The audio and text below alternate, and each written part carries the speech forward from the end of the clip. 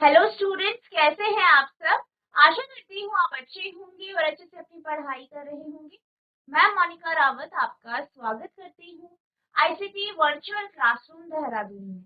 बच्चों, आज हम क्लास 12 का जो आपका सब्जेक्ट है फिजिक्स, उसका chapter magnetic charges and magnetization को पिछले लेक्चर में हमने ये देखा था कि अगर हमारे पास कोई लंबी सीधी तार है तो उस तार के कारण किसी बिंदु P पर जो है चुंबकीय क्षेत्र का मान क्या हो। इसके लिए हमने यहाँ पे फॉर्मूला ड्राइव कर लिया था, ठीक है। और हमारा जो फॉर्मूला आया था, फाइनल फॉर्मूला जो था वो था B बराबर mu naught I upon 4 pi a sine phi 2 plus sine. अब हम इसमें एक स्पेशल केस की बात करते हैं। स्पेशल केस क्या है? क्या है आपका जो केस है? केस है आपका when the wire is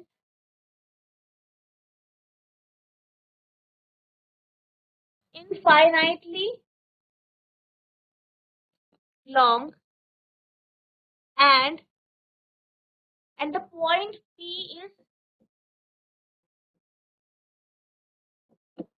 is at the center of the wire।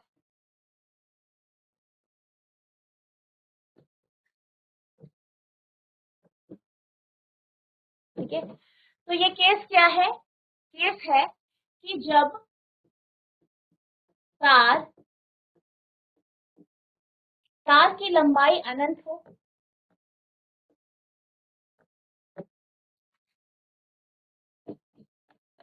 तार की लंबाई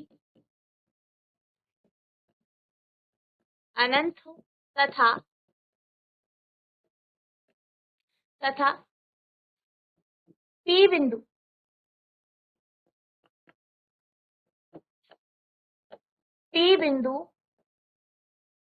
तार के मध्य में हो। ठीक है, तो यहाँ पे आपका जो केस है वो ये है कि आपकी तार जो है बहुत लंबा है और क्या है, यहाँ पे जो आपका P बिंदु है वो कहाँ पर है? केंद्र।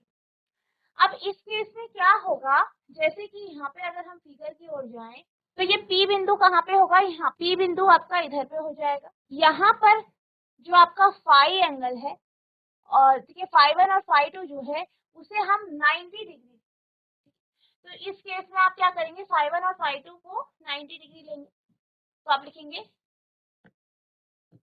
फाई 1 बराबर फाई 2 बराबर 90 डिग्री।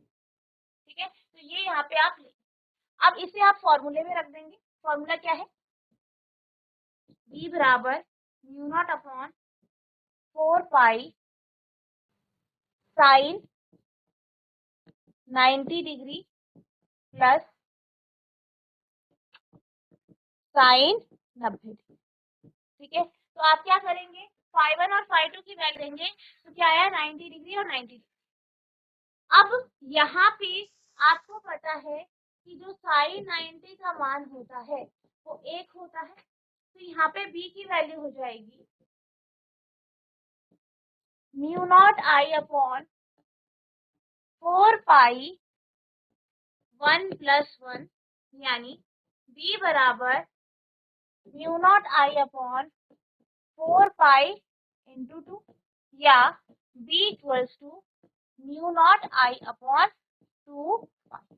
तो ये आपका केस हो गया। कब? जब आपकी जो तार है वो बहुत लंबी है, अनंत लंबाई वाली है और P कहाँ पर है? इस तार के मध्य। ठीक है, इस तरीके से आपको इसको करना है, नोट करें। नेक्स्ट केस जो है हमारा वो है कि हमारी जो तार है वो अनंत लंबाई की तो है, लेकिन जो आपका P बिंदु है वो Y पे, यानी इस केस में आप फाई 2 को 0 ले लेंगे और फाई 1 को 9। ठीक है, तो आप लिखेंगे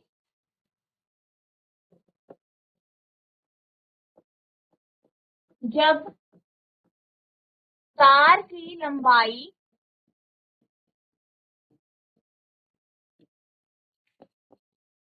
अनंत हो तथा P बिंदु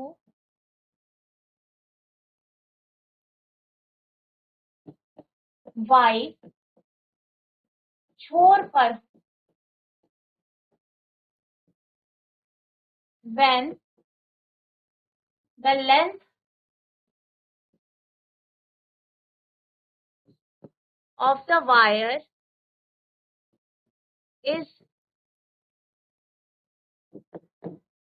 infinity and the point P is at 1। ठीक है, तो इस केस में आप क्या करेंगे, जैसे कि मैंने कहा कि फाई 2 का मान 0 हो जाएगा, क्यों ये यहाँ पे हो गया, फाई 2 का मान 0, फाई 1 का मान आप 90 रख लेंगे। ठीक है, तो फाई 2 है आपका 0 और है फाई 1 सॉरी 90। अब फॉर्मूले में रखेंगे, फॉर्मूला क्या है आपका, B बराबर mu naught I upon 4 pi sine, पहले आपका फाई 2 है। ठीक है, पहले आप कौन सा एंगल लेंगे, फाई 2, तो फाई 2 की वैल्यू कितनी है 0 डिग्री प्लस साइन 90 डिग्री, तो B बराबर म्यू नॉट अपॉन 4 पाई आई साइन 0 0 होता है प्लस 1, यानी B बराबर आ जाएगा आपका म्यू नॉट आई अपॉन 4 पाई। ठीक है, तो ये आपका यहाँ पे B की वैल्यू आ जाएगी। तो इस तरीके से आपको इस केस में जो है सॉल्व करना है, आपका फॉर्मूला इस तरीके से निकले। ठीक है, नोट करें। अब हम चलते हैं अगले टॉपिक की ओर। तो आपका अगला टॉपिक है magnetic field at the centre of the circular coil carrying current, यानी चुंबकीय क्षेत्र निकालना है आपको एक कुंडली के केंद्र पर। ठीक है, यानी आपके पास एक कुंडली है, उससे धारा प्रवाहित हो रही है, तो उसका जो केंद्र है यानी O बिंदु है, वहां पर आपको चुंबकीय क्षेत्र निकालना। धारा प्रवाहित करने वाले वृत्ताकार कुंडली के केंद्र पर चुंबकीय क्षेत्र। तो यहाँ पे हम मान लेते हैं कि हमारे पास एक तार है जो वृत्ताकार, ठीक है, वृत्ताकार है।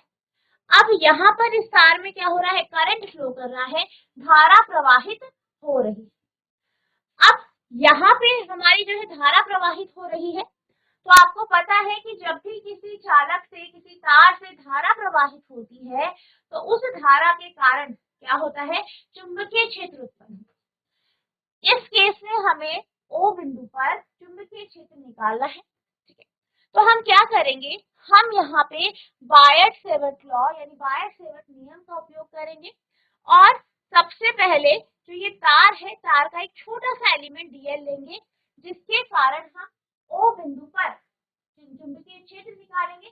फिर इंटीग्रेट करके, समाकलन करके आप पूरे जो है जो आपके पास कुंडली है, इसके कारण O बिंदु पर चुंबकीय क्षेत्र। ठीक है, तो यहाँ पे हम लिखेंगे, आप पहले थ्योरी लिखेंगे। मान लें हमारे पास एक वृत्ताकार कुंडली है,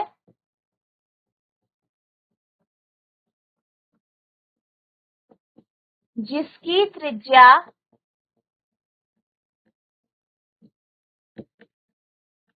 A है।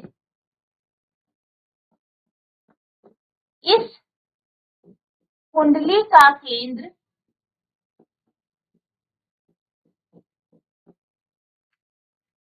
O है तथा इस कुंडली से I धारा प्रवाहित हो रही है।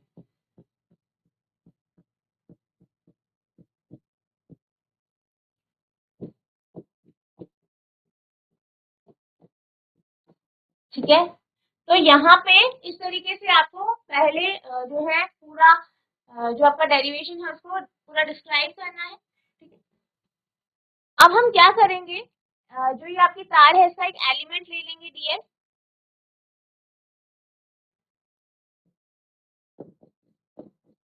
वृत्ताकार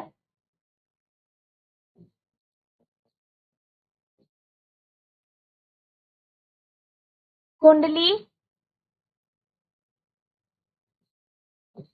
के एलिमेंट डीएल के कारण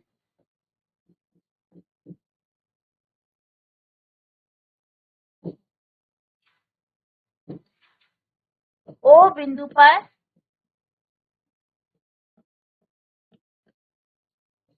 चुंबकीय क्षेत्र।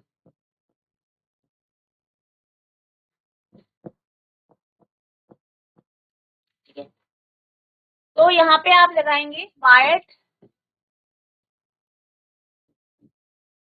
सेवर्ट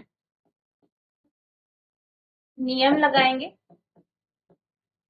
वायट सेवर्ट नियम के अनुसार, according to Biot Savart law यानी वायट सेवर्ट नियम के अनुसार हमारे पास क्या होगा, dB equals to mu naught upon 4 pi I dl cross r upon r cube. ठीक है। तो आपका वेक्टर फॉर्म में आपको पता है कि हम वायट सेवर्ट लॉ को इस तरीके से लिखते हैं।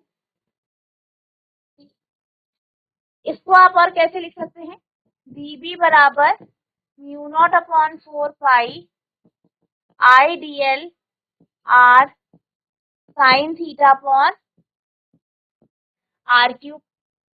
ठीक है। इसे फर्दर सॉल्व करेंगे तो क्या आएगा, dB बराबर mu naught upon 4 pi I dl sine theta upon r। ठीक है। तो इस तरीके से यहाँ पे आपका मैग्नेटिक फील्ड आ जाएगा। ठीक है। तो ये आपका फॉर्मूला नोट करेंगे इसे।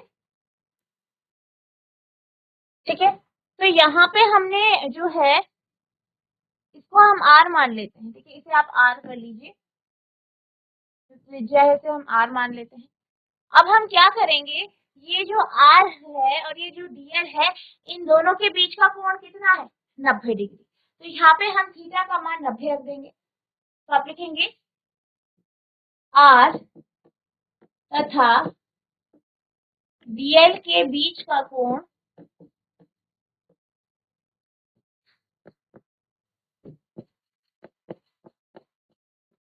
90 डिग्री है। तो ये हो जाएगा आपका dB बराबर mu naught upon 4 pi I dl sign 90 upon r का स्क्वायर। अब साइन 90 कितना होता है आपका 1। तो dB बराबर हो जाएगा mu naught upon 4 pi I dl upon r square. ठीक है। तो ये आपका इस तरीके से यहाँ पे आ जाएगा। ठीक है। इसे आप इक्वेशन नंबर 1 मानते हैं। अब यहाँ पर हम क्या करेंगे, हमें पूरी की पूरी कुंडली के कारण बी जो आपका ओ बिंदु है उस पर बी का मान निकालना है। यानी हम इस इक्वेशन को समाकलन यानी इंटीग्रेशन। तो आप लिखेंगे समीकरण एक का समाकलन करने पर क्या मिलता है आपको, dB का इंटीग्रेशन कर देंगे, integration mu naught upon 4 pi I dl upon r square. तो ये हो जाएगा आपका b, ये कांस्टेंट है बाहर आ जाएगा, म्यू नॉट अपॉन 4 पाई आई अपॉन r स्क्वायर और इंटीग्रेशन कर देंगे dl का। तरीके से आपको यहाँ पे लिखना है। अब dl क्या है, कुंडली का एक छोटा सा एलिमेंट है, जो कुंडली की लंबाई है। तो जब हम इसको इंटीग्रेट कर देंगे तो हमारे पास क्या आ जाएगा, आपकी कुंडली का पैरेंट। ठीक है, तो यहाँ पे आ जाएगा, ठीक है, या सर्कमफ्रेंस जिसे कहते हैं क्योंकि सर्कुलर है, तो B बराबर आ जाएगा mu naught I upon 4 pi R square. अब अगर हम इंटीग्रेशन करें किसी छोटी सी लंबाई का तो हमारे पास क्या आ जाएगा का सर्कमफेरेंस। ठीक है, 2 पाई ए या 2 पाई आर। ठीक है, यहाँ पे इस केस में हमारा क्या है 2 पाई आर, आर हमने रेडियस लिया है, त्रिज्या ली है, तो 2 पाई आर। तो यहाँ पे आप लिख देंगे 2 पाई आर, कैंसिल कर देंगे तो आ जाएगा बी बराबर mu naught I upon 4 pi R और 2। ठीक है, यहाँ पे आप क्या कर सकते हैं, आप जो है इसे एज इट इज भी रख सकते हैं। ठीक है, या हम इसको ऐसे कर देते हैं, इसको आई को इधर। ठीक है, अब ये तो सिर्फ एक कुंडली के लिए आया, एक सिंगल कुंडली के लिए, यानी n बराबर 1 के लिए। तो आप लिखेंगे n कुंडली के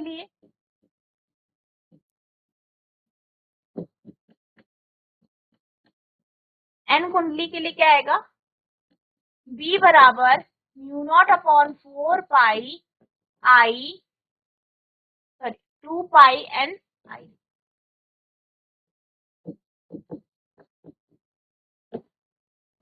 तो ये आपका फाइनल रिजल्ट आ जाएगा।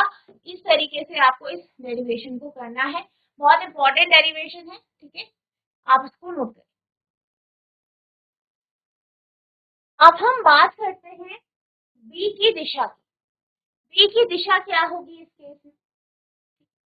अब जैसे कि आप जानते हैं बी की दिशा के बारे में हमने पिछले जो आपके डेरिवेशन थे उसमें भी बात की थी, और हमने क्या किया था कि आप राइट हैंड रूल या राइट हैंड रूल जो है इसका उपयोग करके यहाँ पे बी की दिशा निकाल।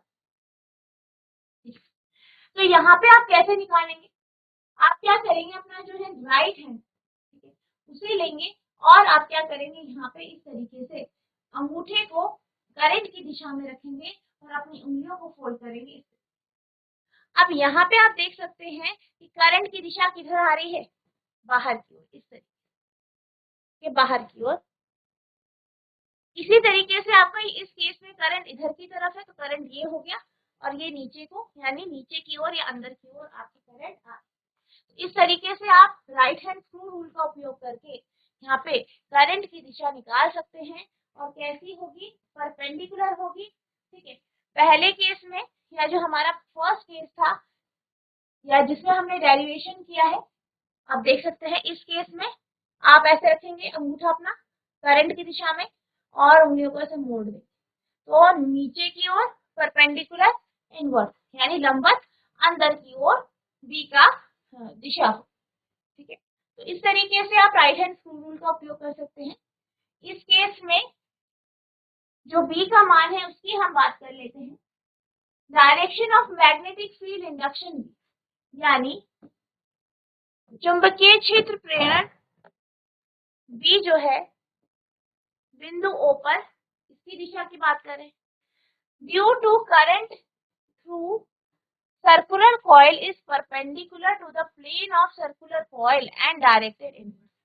क्या कहा गया है कि जो चुंबकीय क्षेत्र प्रेरण है या बी का जो मान है ओ बिंदु पर वो कैसा है, वो लंबवत है और अंदर की वृत्ताकार कुंडली के माध्यम से धारा के कारण बिंदु ओ पर चुंबकीय क्षेत्र प्रेरण बी की दिशा वृत्ताकार कुंडली के तल के लंबवत और जो है अंदर की ओर।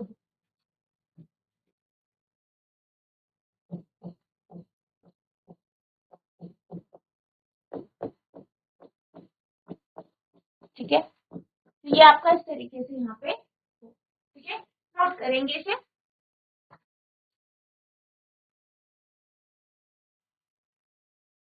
अब हम चलते हैं अगले टॉपिक की ओर। तो आपका अगला टॉपिक है magnetic field on the axis of a circular current loop. विद्युत धारावाही वृत्ताकार पाश के अक्ष पर चुंबकीय क्षेत्र, यानी यहाँ पर हम बात करेंगे कि जो आपका सर्कुलर करंट लूप होता है उस पे जब धारा प्रवाहित हो रही है तो जो सेंटर है उसका जो एक्सेस है, ठीक है, उस एक्सेस के किसी बिंदु पर बी का मान क्या हो, ठीक है। तो यहाँ पर हम क्या करेंगे, हम सबसे पहले मान लेंगे कि हमारे पास एक सर्कुलर लूप है, वृत्ताकार लूप है और उससे धारा प्रवाहित हो रही है। अब इस लूप का हम जो है इसकी त्रिज्या ए ले लेते हैं और ओ इसका केंद्र ले लेते हैं। इस ओ से एक लाइन जो है ओ एक्स लाइन है, इस पे पी बिंदु पर हमें बी का मान निकालना, ठीक है। तो आप लिखेंगे, मान लें एक एक वृत्ताकार पाश है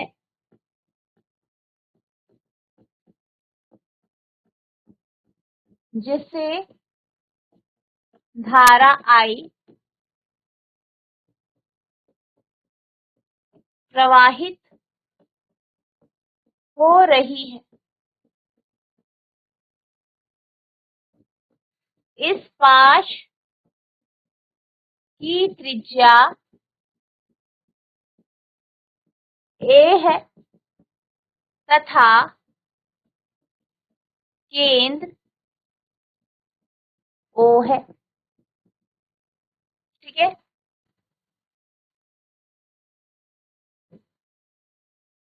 OX रेखा पर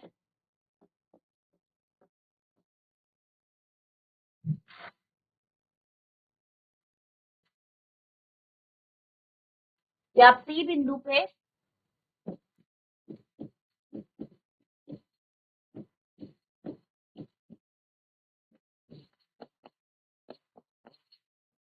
चुंबकीय क्षेत्र निकाल,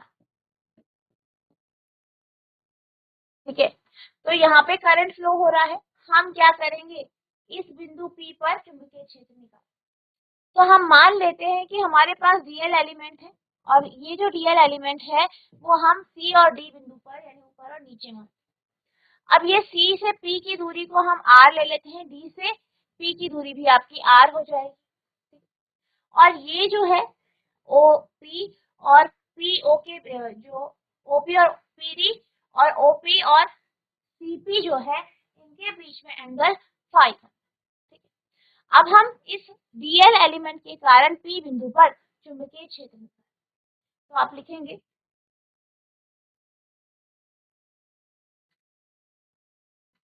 सी तथा डी पर डीएल एलिमेंट है,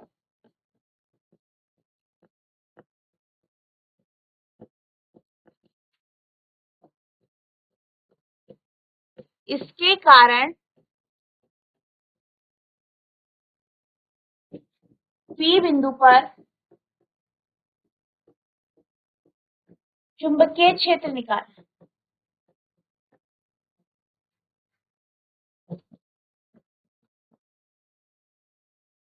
तो आप लिखेंगे dB बराबर mu naught upon 4 pi I D L upon R square, ठीक है। अब साइन फाई होगा, साइन थीटा होगा और साइन थीटा की बात करें तो यहाँ पे जो आपका डीएल एलिमेंट है, ठीक है, और जो आपका आर है, ठीक है, ये जो है ये जो दूरी है इसके बीच में हम एंगल लेंगे 90 डिग्री, तो ये आपका हो जाएगा साइन 90। तो ये हो जाएगा dB बराबर mu naught upon 4 pi I D L upon R square, equation number 1 मान। अब यहाँ पर हम r की वैल्यू निकालते हैं। अगर हम बात करें COA COP, ठीक है, COP, तो ये क्या है आपका समकोण त्रिभुज, राइट एंगल है। इसी तरीके से ODP की बात करें, ये भी आपका समकोण त्रिभुज है, ठीक है। यहाँ पे क्या है 90 डिग्री का कोण बन रहा है। अब यहाँ पे आपको r का मान निकालना है, तो यहाँ पे आप जो है पाइथागोरस प्रमेय, पाइथागोरस थ्योरम का उपयोग करके r की वैल्यू निकाल सकते। तो यहाँ पे जो है r की जो वैल्यू होगी वो आएगी अंडर द रूट ये क्या है आपका हाइपोटेन्यूज है, तो a square plus X square, ठीक है, a square plus X square. अब इस वैल्यू को आप यहाँ पे रख देंगे r की जगह, ठीक है, तो आपका आ जाएगा dB बराबर mu naught upon 4 pi I D L upon under the root a square plus X square का होल, ठीक है, ऐसे आ जाएगा। अब यहाँ पे इसे सॉल्व करेंगे तो dB बराबर आ जाएगा mu naught upon 4 pi I D L A square plus X square, root में तो 2/2, तो ये 1 हो जाएगा। तो dB बराबर mu naught upon 4 pi I D L upon A square plus X square, ठीक है, तो ये हमारा dB का मान आया, ठीक है। तो ये हमने जो माना है वो आपका सी बिंदु के लिए हमने यहाँ पे लिया है, ठीक है। इसी तरीके से, ठीक है, इसी तरीके से हम क्या करेंगे, डी पे जो डीएल एलिमेंट है उसके कारण पी बिंदु पर चुंबकीय क्षेत्र निकालें। तो आप लिखेंगे डी बिंदु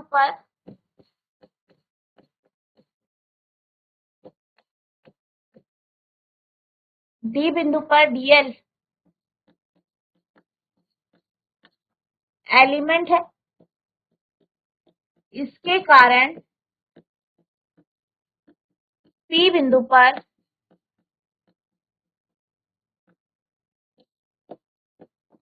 चुंबकीय क्षेत्र,